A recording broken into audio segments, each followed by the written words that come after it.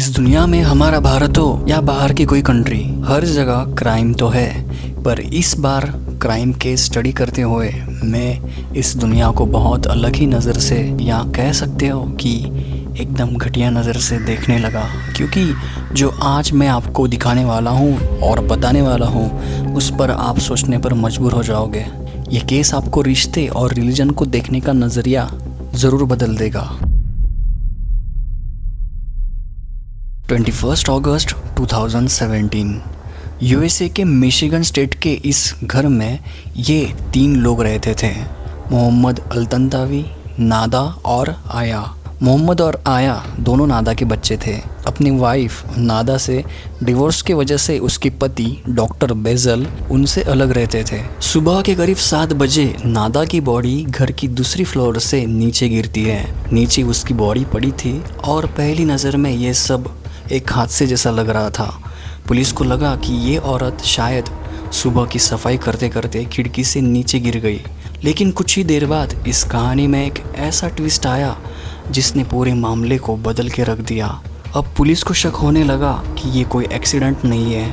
दरअसल किसी ने उस घर में पहले ही नादा की जान ली थी और उसे मारकर फिर उसकी बॉडी दूसरी फ्लोर की खिड़की से नीचे फेंक दी। और उस शख्स ने इस घटना को एक्सीडेंट जैसा दिखाने की कोशिश की थी। लेकिन सवाल ये था कि आखिर नादा को किसने मारा। अगर आपको ट्रू क्राइम केसेस अच्छी लगती है तो प्लीज़ सब्सक्राइब माय चैनल, ये मुझे और मोटिवेट करेगा। एंड कहानी में आगे बढ़ते हैं। उस रात घर में बाहर से कोई आने के निशान नहीं थे और पुलिस को जल्दी एहसास हो गया कि इस घर में रहने वाले दोनों भाई बहन में से कोई कुछ तो छुपा रहा है। सबसे बड़ा शक था नादा के अपने बेटे पर, 16 साल का मोहम्मद अल्तंतावी। लेकिन पुलिस को पक्के सबूत चाहिए थे और इस केस में सबसे बड़ा सबूत कोई हथियार नहीं था, वो था एक सीसीटीवी कैमरे का फुटेज जिसमें एक काली परछाई थी। 14 साल की आया की सुबह करीब 6:15 पर नींद खुली, लेकिन उस दिन कुछ अलग ही था। उसकी माँ नादा उसे अलार्म से 15 मिनट पहले ही जगा देती थी स्कूल जाने के लिए, लेकिन आज उसकी माँ नहीं आई। आया तैयार होने लगी। उसका भाई मोहम्मद शावर ले रहा था। काफ़ी देर तक आया को माँ नहीं दिखी। वो उसके कमरे में भी नहीं थी और फ़ोन का कोई जवाब भी नहीं आया। पर नादा के कमरे की लाइट अभी भी जल रही थी। नादा की कार भी गैरेज में ही थी। फिर आया की नज़र एक ओपन विंडो पर गई। आया ने उस विंडो से नीचे झांक कर देखा तो उसके पैरों तले ज़मीन खिसक गई। नीचे गार्डन में उसकी माँ पड़ी थी। आया चीख उठी। भाई मोहम्मद भी वहाँ दौड़ कर पहुँचा। फिर दोनों ने इमरजेंसी सर्विस को कॉल किया। कॉल ऑपरेटर ने सीपीआर देने को बोला। जल्द ही पुलिस डिपार्टमेंट भी वहाँ आ गया। उन्हें नादा की पल्स महसूस नहीं हुई, उसकी मौत हो चुकी थी। उन्होंने आसपास देखा और ऊपर खुली खिड़की देखकर उन्हें वो एक्सीडेंट लगा, क्योंकि नादा के कपड़ों से क्लीनिंग मटेरियल की स्मेल आ रही थी। उनको लगा कि ये सफाई करते करते नीचे गिर गई है। मोहम्मद ने भी लगभग यही कहानी पुलिस को बताई थी, पर 911 कॉल में एक छोटी सी चीज़ ने पुलिस का ध्यान खींच लिया। एक बहुत हल्की सी हंसी की आवाज़ उस कॉल में आ रही थी। लेकिन तब वो श्योर नहीं थे तो उन्होंने उस चीज़ को अवॉइड कर दिया। दोनों सिबलिंग्स से पुलिस ने पूछताछ शुरू कर दी तो आया ने बताया कि उसके पापा उनसे अलग रहते हैं। पर एक छोटा फ़र्क ये था कि आया ने कहा था कि माँ रात को 7 बजे सोने चली गई थी और मोहम्मद ने कहा कि 8 बजे वो सोने गई थी।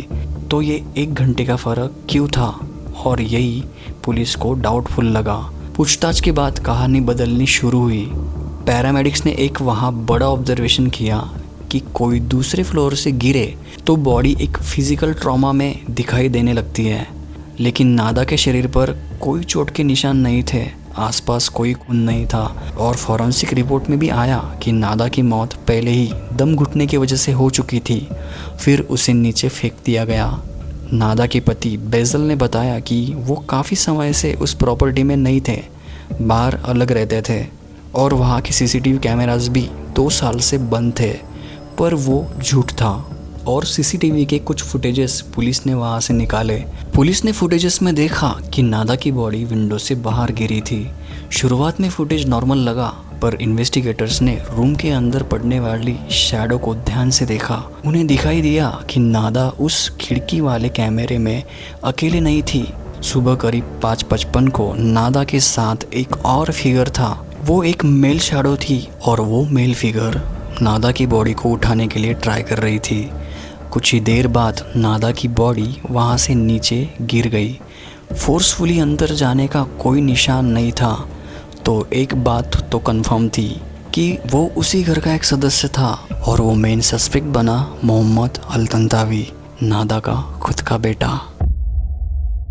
पुलिस को आया ने मोहम्मद के बारे में कई सारी चीज़ें बताई। उसने बताया कि वो सुबह 6:30 बजे उठता था और कभी शावर नहीं लेता था, लेकिन नादा के मौत के दिन वो जल्दी उठा और उसने शावर भी लिया।